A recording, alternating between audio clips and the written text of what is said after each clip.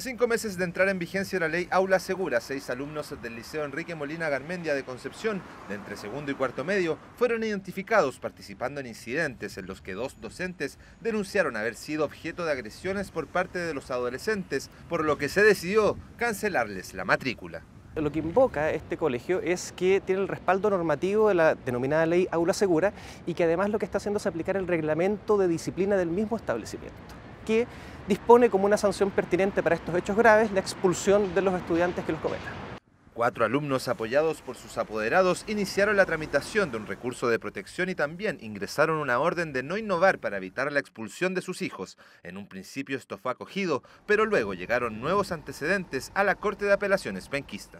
En definitiva se revierte la orden de no innovar que se había decretado. Ante este nuevo escenario, los 4 alumnos quedaron sin colegio. Las cifras de la Superintendencia de Educación muestran que durante los últimos 4 años la violencia ha aumentado en los establecimientos, pese a que desde el Colegio de Profesores condenan cualquier tipo de agresiones ocurridas en la comunidad escolar, afirman que este tipo de medidas, como la aplicación de la Ley 21.128, solo genera más problemas. Bueno, nosotros hemos sido bastante críticos de la Ley Aula Segura. El tema es dónde llegan esos estudiantes y qué se hace con ellos. Ellos tienen derecho a la educación y por lo tanto el problema no se resuelve. En tanto, el recurso de protección sigue su curso, a pesar que la orden de no innovar haya sido revocada. Tiene que ver con la vigencia de un reglamento que está o no bajo la ley Aula Segura. Efectivamente la ley está vigente, pero lo que reclaman los apoderados tiene que ver con la comunicación de la modificación del estatuto para el 2019. De eso va a tener que conocer la Corte. Primero, en qué momento se informó, porque esta es una cuestión crucial para la aplicación de la ley. Los padres afirman no haber recibido la nueva normativa, en tanto se tiene conocimiento que los estudiantes recibieron la información 2 días antes de ocurridos los hechos, algo que deberá determinar la Corte de Apelaciones de Concepción si es real o no. En marzo de 2019, un grupo de alumnas de la Universidad de Playa Ancha se tomó las dependencias del establecimiento por demandas feministas. Desde la rectoría no permitieron que la manifestación se extendiera por mucho tiempo y decidieron pedir el desalojo con apoyo de fuerzas especiales de carabineros. Se desalojó a 20 estudiantes, 7 de las cuales denunciaron que fueron desnudadas en la segunda comisaría de Carabineros de Valparaíso. Según relataron las afectadas, en el interior del cuartel policial fueron trasladadas hasta el interior de un calabozo y les ordenaron desvestirse. Luego las ingresaron a un baño contiguo para ser revisadas, instruyéndoles que debían quitarse toda la ropa, darse vuelta y realizar 3 sentadillas mientras se encontraban desnudas, alegando que este procedimiento fue realizado y supervisado por 2 funcionarias de sexo femenino. Se interpuso un recurso de amparo ante la Corte de Apelaciones de Valparaíso. La Corte de Apelaciones de Valparaíso acogió este recurso, tomando en especial consideración un peritaje que efectuó una psicóloga, que dio cuenta de las afectaciones que este desnudamiento provocó en las jóvenes, principalmente en una de ellas que es trans. Eso es fundamental, porque ¿qué es lo que examina el psicólogo? Lo que se llama una pericia de evaluación de daños. El psicólogo para estos efectos es un perito, que bajo una metodología probada, reconocida por su ámbito del conocimiento, ellos logran acreditar que una persona sufrió un daño psicológico producto de algún tipo de agresión. Desde Carabineros decidieron apelar a esta resolución del Tribunal de Alzada de Valparaíso. Sin embargo, la Corte Suprema confirmó la sentencia. No lo entiendo. No, por ninguna parte, siguiendo los principios internacionales y protocolos internacionales, desnudar a un ser humano puede ser parte del protocolo en el ámbito de una detención. Los protocolos para el mantenimiento del orden público de Carabineros fueron recientemente modificados. Modificación que fue publicada en el Diario Oficial en marzo del año 2019 y se establece expresamente que ningún detenido o detenida puede ser desnudado. Tras el fallo de la Corte de Apelaciones porteña, los antecedentes fueron remitidos al Ministerio Público y también al general director de Carabineros para que tomara conocimiento de los hechos e instruyera una investigación interna. 2 personas caminaban alrededor de las 5 de la mañana por la comuna de La Florida cuando 2 hombres que simularon ser funcionarios de la Policía de Investigaciones de Chile los intimidaron con un arma de fuego, los registraron y les exigieron la entrega de sus pertenencias.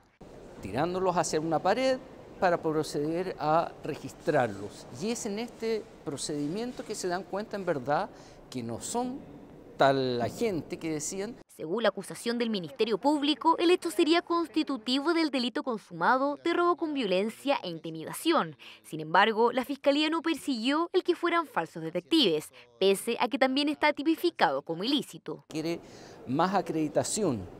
Acá ellos simplemente actuaron de hecho como si hubieran sido al inicio policías de investigaciones.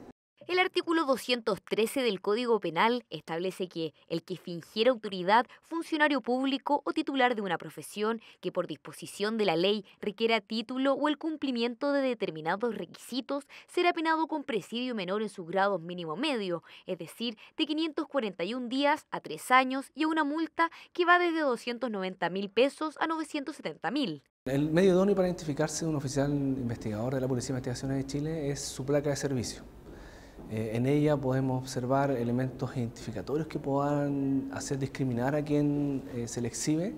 En el caso específico de los detectives, el funcionario debe siempre mostrar su placa de servicio, identificación que debe indicar el nombre, RUT y la fotografía del policía. Además, debe tener un número de placa que debe coincidir con la de la placa de plata, que está estampado bajo el escudo.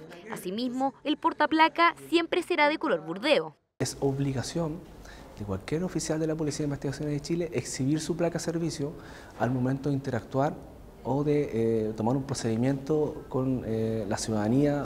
En esta causa, el séptimo Tribunal Oral en lo Penal de Santiago condenó a uno de los imputados como autor del delito consumado de robo con violencia e intimidación a la pena de 7 años de presidio mayor en su grado mínimo por cometer un ilícito en perjuicio de ciudadanos haciéndose pasar por un policía. Videos como estos se viralizan diariamente en redes sociales.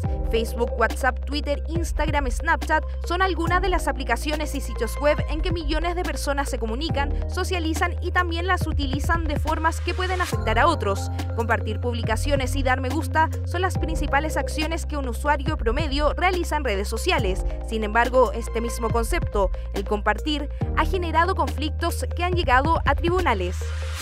Producto de su opinión o de su acción,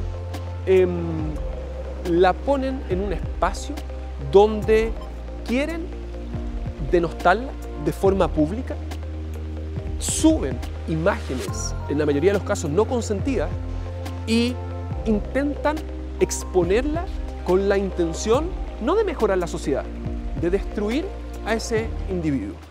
Casos de denuncias, funas, cyberbullying a través de redes sociales se han ido incrementando de la misma manera en que las redes sociales han ido creciendo. Casos que a falta de regulaciones de las redes sociales han sido los tribunales de justicia que han debido resolver la eliminación de ciertas publicaciones, principalmente en Facebook, de personas que se han visto afectadas. A través de recursos de protección, entendiendo que es una vía más expedita, sobre todo para poder frenar de alguna manera el impacto negativo que produce que en las redes sociales se divulgue alguna información de esta o algún comentario de estas características en contra de otras personas.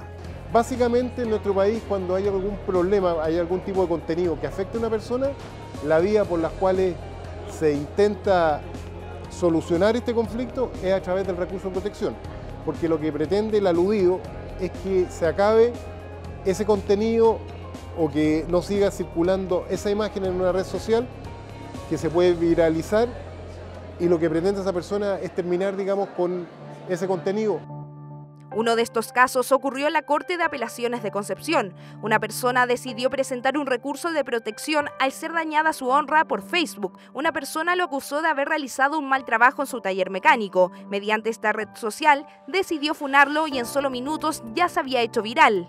Subió unos comentarios a las redes sociales que afectaban la honra y el prestigio del mecánico y de la actividad económica que él desarrollaba. Nadie puede asumir la justicia por mano propia, eso es en síntesis. Y por eso es que se acoge el recurso y se ordena el retiro de las redes sociales de todo comentario que pueda afectar la honra de esta persona que recurrió, del mecánico en definitiva. El conflicto se produce cuando se afectan los derechos fundamentales que tiene cada persona, tales como el derecho a la honra, vida privada y protección de datos personales. Todo ello en contraste a la libertad de expresión que tienen los usuarios a comunicarse. La libertad de expresión sin censura previa cede en el momento mismo en que comienza a afectar la garantía constitucional de otro en cuanto a la afectación del derecho a la honra de aquel que se siente afectado por esas publicaciones. Y de alguna manera lo que hace es decir, ojo con lo que tú empiezas a publicar hoy día en las redes sociales, ya sea Facebook, ya sea Twitter, lo que sea, porque hoy día con este fallo la Corte Suprema está poniendo un atajo y dice, claro, tú puedes, en uso de este derecho a libre expresión, y sin el consentimiento de la otra persona tienes que tener mucho cuidado de no afectar la imagen de la persona, la honra. Acusaciones mediante redes sociales que afectarían no solo derechos fundamentales, sino que además el daño a la imagen. Vivimos en una sociedad del riesgo, en la cual de la noche a la mañana una persona puede ser acusada de los peores delitos. Lo tomo, lo grabo, lo filmo y lo subo. ¿Y qué es lo que le pasa a la víctima? Empieza todo el mundo a hablar de ese acto en particular y la acción. Entonces, emocionalmente, la persona deja de identificarse consigo mismo y empieza a identificarse con esa acción que el resto lo está identificando. El incremento de estas causas va de la mano con la masividad que han conseguido las aplicaciones y sitios web de interacción social. Se constata fácilmente que de un año a otro tenemos un número importante de causas de estas características.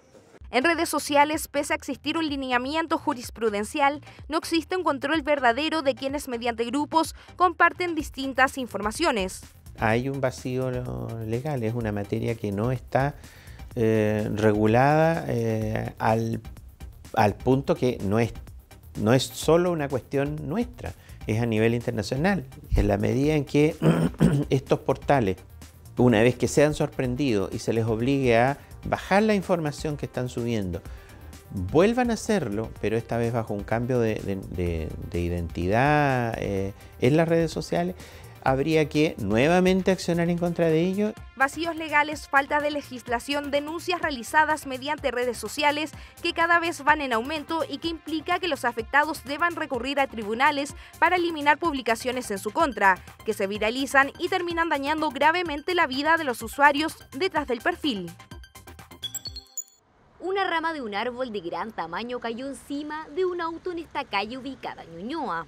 El dueño del vehículo demandó a la municipalidad de esa comuna por indemnización de perjuicios, ya que por el impacto se rompió el parabrisas, se dañó el capó y se reventaron los neumáticos. La municipalidad tiene la misión de cuidar, de mantener los bienes nacionales de uso público, los bienes municipales, y dentro de estos bienes nacionales de uso público están las calles, dentro de eso los árboles y el ornato que tuvieran esta. Según detalla el fallo del 28º Juzgado Civil de Santiago, las municipalidades tienen la atribución esencial de administrar los bienes nacionales de uso público, incluido su subsuelo. De no ser así, estarían cometiendo una falta de servicio. En este caso, el tribunal se basa, el Tribunal Civil, por cierto, en un juicio sumario, se basa en el artículo 5º de la Ley Orgánica Constitucional de Municipalidades. Asimismo, según establece el artículo 569 del Código Civil, las plantas son inmuebles mientras adhieran al suelo por sus raíces, es decir, los árboles situados en caminos públicos también lo son. Por ende, los municipios son responsables por su cuidado y mantención. Además, las municipalidades tienen una unidad que es de medio ambiente, aseo y ornato, ¿ya? Entonces, ella era la que tenía que efectuar la mantención de estos árboles, y si se desprenden ramas, si se caen y causan daño, debe responder por esa situación. La Constitución Política de la República dispone que cualquier persona que sea lesionada en sus derechos por la administración del Estado, de sus organismos o de las municipalidades podrá reclamar ante los tribunales que determine la ley sin perjuicio de la responsabilidad que pudiera afectar al funcionario que hubiere causado el daño. Se demandaron daños de distinta naturaleza, el daño emergente, los daños propios del vehículo, los daños materiales del vehículo, el lucro cesante, es decir, lo que dejó de percibir durante un periodo de tiempo. En En este caso, el 28º Juzgado Civil de Santiago ordenó a la Municipalidad de Ñuñoa, representada por su alcalde, indemnizar al afectado por más de 8 millones de pesos por concepto de daño emergente que sufrió cuando, sorpresivamente, una rama cayó y destruyó su vehículo.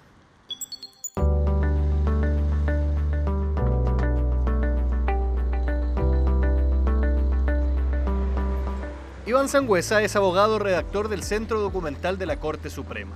Tras años de servicio en el Poder Judicial, la institución se ha adecuado a su discapacidad visual con el fin de ser integrado al equipo de trabajo.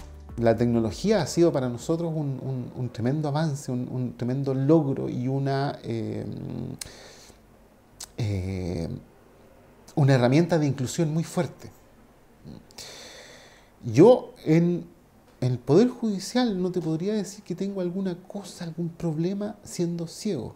Yo creo, honestamente hablando, que debo tener los mismos inconvenientes que tiene cualquiera de mis compañeros de trabajo. Es bien enriquecedor el hecho de que trabaje aquí Iván junto con nosotros. Él realiza las mismas funciones que cualquier otro funcionario. Lo único que hemos tenido que realizar han sido ajustes, adecuaciones informáticas para que el trabajo lo pueda realizar de la misma manera que los otros funcionarios del Centro Documental. La inclusión laboral es una de las materias que el Poder Judicial viene desarrollando hace varios años. Es un tema que se ha legislado a través de la Ley de Inclusión y que sugiere a empresas y entidades públicas que cuenten con personas que viven con algún tipo de discapacidad en su dotación. Pero uno con los años empieza a aprender y empieza a valorar una cantidad de cosas que tú no valoras cuando no tienes discapacidad. Infinitas cosas. Para mí significa ahora un logro por todo lo que hago, todas las cosas que me he podido ir rehabilitándome, tanto mi familia como también el mismo trabajo del Poder Judicial me ha ayudado a ir saliendo adelante y ya prácticamente soy una persona que vivo en función de otras cosas, no de mi discapacidad. Mi discapacidad es algo que pasó a segundo plano hace muchos años. Y en esta materia, el Poder Judicial ya lleva tiempo trabajando en este tema, con fin de dar inclusión no solamente a sus trabajadores, sino que además a cada uno de los usuarios. Desde hace algún tiempo, el Poder Judicial está preocupado por el tema de la inclusión, tanto por lo que se refiere a recibir bien a las personas que son parte de los usuarios y que concurren a los tribunales para que tengan facilidad de acceso, cuanto por lo que se refiere a los propios funcionarios. Actualmente la inclusión acá dentro del Poder Judicial no representa mayor problema. La Ley 21.015 de Inclusión Laboral tiene por finalidad promover la incorporación de personas con discapacidad tanto en el ámbito público como privado. Esta normativa, que entró en vigencia en abril de 2018, busca que organismos públicos o empresas con 100 o más trabajadores deban contratar al menos el 1% de personas con discapacidad. Es por tal razón que el Poder Judicial, junto a la Fundación Tacal, realizarán una encuesta a todos los funcionarios del Poder Judicial con el fin de dar cumplimiento a esta normativa. Es por ello que el Poder Judicial toma la decisión de hacer este catastro. Pero ¿qué buscamos con el catastro? No solamente cumplir con la ley, también queremos conocer todas las necesidades que cualquier persona, cualquier trabajador del Poder Judicial pueda tener para mejorar su calidad de vida laboral. En nuestros concursos estemos incluyendo el llamado y la posibilidad de que concurran personas con discapacidad y sean sometidos a los exámenes acorde con esta discapacidad según ella sea. Y lo segundo es fomentar que nuestro personal que tiene alguna discapacidad la declare y tenga su tarjeta, su reconocimiento, porque eso permite, por una parte, cumplir la norma legal y, por otra parte, sincerar lo que está ocurriendo dentro de nuestra institución. Desde jueces hasta funcionarios que recorren las distintas oficinas del Poder Judicial. Todos ellos con alguna discapacidad que no fue impedimento para realizar los trabajos que ellos anhelaban. Un trabajo que se hizo realidad gracias a la colaboración de las implementaciones e instrumentaria que realizó el Poder Judicial para cada uno de ellos.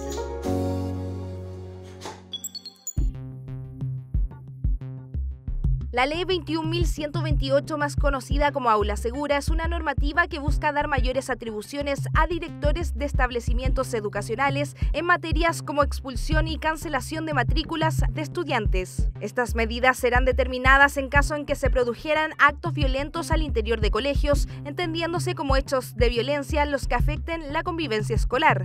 En casos de expulsión, esta ley será aplicada solamente en casos en que se sorprenda a alumnos portando armamento definido en la Ley de Control de Armas, lesiones graves, agresiones sexuales o daños a la infraestructura.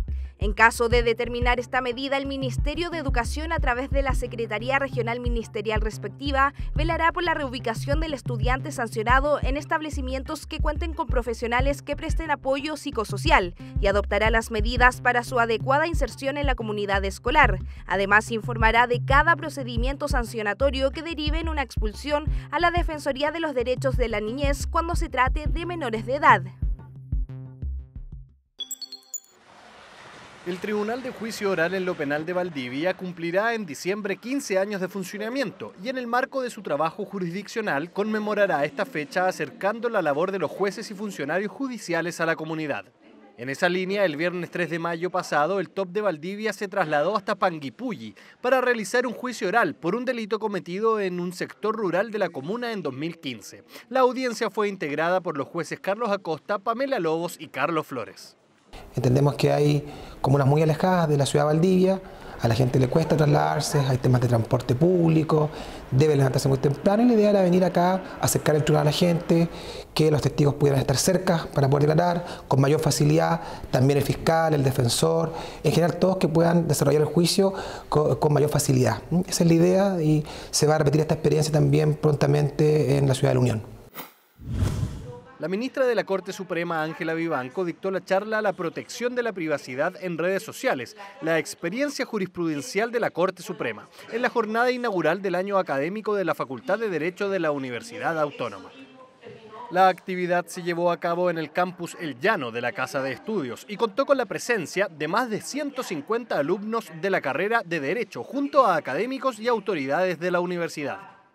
Estuvimos hablando de los derechos que están involucrados desde el punto de vista de la privacidad, no solo la privacidad de los espacios reservados, sino también de las comunicaciones y todo tipo de documentos. Esto tiene una tremenda injerencia también en la forma en que las personas viven su autonomía y su libertad en espacios que están protegidos. Pero por otro lado también se da que esto se cruza o de alguna manera conflictúa con otros derechos, como por ejemplo tener acceso a las informaciones, a poder denunciar delitos. La ministra del máximo tribunal también conversó con los asistentes sobre los alcances que pueden tener las redes sociales y las implicancias a ratos negativas que pueden tener ciertas publicaciones. Las redes sociales son un instrumento maravilloso desde el punto de vista del avance de la tecnología, pero que hay que cuidarlas porque son neutras y pueden ser usadas para bien o para mal. Y hemos destacado que hay conductas sumamente complejas y que generan mucho sufrimiento, sobre todo en la población joven y más vulnerable, como el ciberbullying, el acoso sexual, la difusión de imágenes, el phishing, todas situaciones muy complicadas que muchas veces se propician a través de las redes sociales, por lo cual hay que ser cuidadosos. Finalmente, la ministra Ángela Vivanco explicó sobre la jurisprudencia que el máximo tribunal ha dictado en casos relacionados con las redes sociales. Destacando que no porque yo tenga información en las redes he perdido mi privacidad, yo tengo que ser cuidadoso con no incitar al odio ni a la violencia a través de las redes sociales, que si quiero hacer una denuncia tiene que tener fundamento, que las redes sociales no sustituyen a la administración de justicia y que tengo que tener ciertos estándares para que yo en las redes sociales me comunique adecuadamente y en consecuencia sea respetuoso de los derechos de los demás. Una cuenta pública y conversatorio organizó el Juzgado de Letras del Trabajo de Rancagua con motivo de cumplirse 10 años del inicio de la reforma laboral en la región de O'Higgins, acto que estuvo encabezado por el presidente de la Corte de Apelaciones, Pedro Caro. La magistrada María Loreto Reyes realizó un balance de los 10 años de trabajo del tribunal, destacando las ventajas de la entrada en vigencia de la reforma. El procedimiento laboral pasó de ser escrito a oral y público, ¿verdad? Eso trajo mejores indicadores de transparencia y sobre todo de celeridad. Tal como advertimos de la presentación, una causa en un juzgado del trabajo sin especialización y sin la oralidad podía demorar hasta 300 días desde que se ingresa la demanda hasta que se obtiene la sentencia definitiva. Hoy, en promedio, las causas tienen una duración aproximadamente de 70 días. En la oportunidad, el presidente de la Corte de Apelaciones, Pedro Caro, detalló los desafíos en la materia. El trato, ¿cierto?, a las personas migrantes, en particular en materia laboral, su situación laboral normalmente afecta, ¿cierto?, a ciertas falencias, tanto en materia contractual. Es un desafío para los tribunales poder otorgar la mejor justicia a sus pretensiones. En la actualidad, el Juzgado de Letras del Trabajo de Rancagua está integrado por 26 personas, 4 de ellas jueces. El ingreso estimado de causas del tribunal para este año es de 1.864 y se estima realizar más de 2.000 audiencias en ese periodo. En el marco del Día Mundial de la Libertad de Prensa celebrada el 3 de mayo, la presidencia de la Corte de Apelaciones de Concepción organizó un desayuno con los medios de comunicación de la zona. En la actividad se abordaron temas como una nueva acreditación para los periodistas que cubren las noticias de tribunales y la transparencia respecto a las actuaciones de la Corte penquista. El encuentro fue encabezado por el presidente de la Corte de Apelaciones de Concepción, Rodrigo Cerda San Martín, y contó con la presencia de la presidenta del Colegio Regional de Periodistas, María Eliana Vega, además de integrantes de los principales medios de comunicación de la región del Biobío, quienes plantearon inquietudes sobre el desarrollo del trabajo jurisdiccional. Dejamos comprometidos algunas acciones para ir avanzando más, tanto de parte de los tribunales como de parte de los periodistas. Como iniciativas que surgen del encuentro está la acreditación que es factible realizar de aquellos periodistas que normalmente cubren tribunales, de modo que en tribunales sepan quiénes son. La actividad se da en el marco del plan de vinculación que desarrolla el Poder Judicial con los medios de comunicación desde el año 2015. Con el objetivo de llevar el arte y la cultura a los habitantes de la región de Aysén, la Corte de Apelaciones de Coyhaique presentó la exposición denominada Inolvidable Otoño en O'Higgins, Patagonia, del artista chino Lou Hong. Instancia que encabezó el presidente del Tribunal de Alzada, ministro José Ignacio Mora, y el alcalde de la comuna Villa O'Higgins, Roberto Recabal. La exposición, que consta de 20 fotografías tomadas por el ambientalista y artista oriental, refleja los principales atractivos de la austral comuna que se ubica a 550 kilómetros hacia el sur de la capital regional de Aysén. Efectivamente, esta es otra ocasión en que la Corte de Apelaciones abre sus puertas para invitar a la comunidad a una exposición o una presentación cultural. Ahora son fotografías de la región, específicamente de Campos de Hielo en este otoño. El alcalde de Villa O'Higgins, Roberto Recabal, agradeció la posibilidad de que el Tribunal de Alzada permita albergar este tipo de exposiciones culturales. Bueno, primeramente dar las gracias al presidente de la Corte de Apelaciones de Coyhaique, don José Ignacio Mora, a todos los ministros, a los funcionarios de esta Corte, por apoyarnos también y presentar esta obra en este gran salón, y para que la mayor cantidad de público de la capital regional, de los alrededores, conozca esta hermosa exposición fotográfica. La exposición estará abierta a la comunidad hasta el próximo 20 de mayo, teniendo como horarios de 9 a 14 y de 15 a 18 horas, de lunes a viernes, y los sábados de 9 a 13 horas. Con el fin de facilitar la comprensión del lenguaje jurídico de la ciudadanía, la Comisión de Lenguaje Claro del Poder Judicial presentó la actualización del glosario de términos jurídicos y la propuesta de manual de estilo para redacción de sentencias, en una actividad realizada en el Palacio de Tribunales y que fue encabezada por el presidente de la Corte Suprema, Haroldo Brito. Es un trabajo muy interesante que dirige el ministro Carlos Aránguiz y que integran también varios jueces de muchísima trayectoria, personas que saben realmente de usar el lenguaje para la dictación de la sentencia, que terminan esta etapa hoy día con este producto muy interesante. Es un esfuerzo que se apoya mucho por la Corte y que se valora muy bien, no solo por los jueces, sino por las comunidades a las que estamos haciendo llegar este material. El ministro de la Corte Suprema y coordinador de la Comisión de Lenguaje Claro, Carlos Aránguiz, destacó que el Poder Judicial es pionero en la creación de ambos textos. Forma parte de un círculo mayor de entidades públicas, que a su vez forman parte de un círculo mayor iberoamericano, que está preocupada de este tema. Presentó dos cosas. Una novedad absoluta, que es un manual de estilo para los jueces, para ayudarlos en la redacción de sus sentencias. Es una ayuda, solamente una ayuda. El manual de estilo, dirigido a juezas y jueces, es una propuesta que contiene recomendaciones y precisiones ortográficas para facilitar la redacción y elaboración de sentencias en todas las materias que se tramitan en el Poder Judicial. Además, cuenta con un capítulo de argumentación jurídica. Otro producto que fue presentado es la actualización del glosario de términos jurídicos, que cuenta con más de 300 conceptos de uso frecuente en tribunales definidos en lenguaje claro. El presidente de la Corte Suprema, Haroldo Brito, recibió en audiencia a Juan Enrique Pi, presidente ejecutivo de la Fundación Iguales, instancia en la que conversaron sobre diversos temas relacionados a la labor de la Fundación y en que abordaron temáticas relacionadas a la diversidad sexual, identidad de género y derechos humanos. Ponernos a disposición del Poder Judicial respecto a las capacitaciones que la política de género y no discriminación que lanzó el año pasado la Corte Suprema pueda llevarse a cabo. En ese sentido, Fundación Iguales es una fundación que tiene una dirección de educación donde tenemos distintos planes y programas de educación respecto a diversidad sexual, diversidad de género, derechos humanos, etc. Y por lo tanto nos interesaba poner esa expertise que nuestra fundación tiene a disposición tanto del presidente de la Corte Suprema como de todo el Poder Judicial para avanzar en esta fundamental política que ha impulsado nuestra Corte Suprema.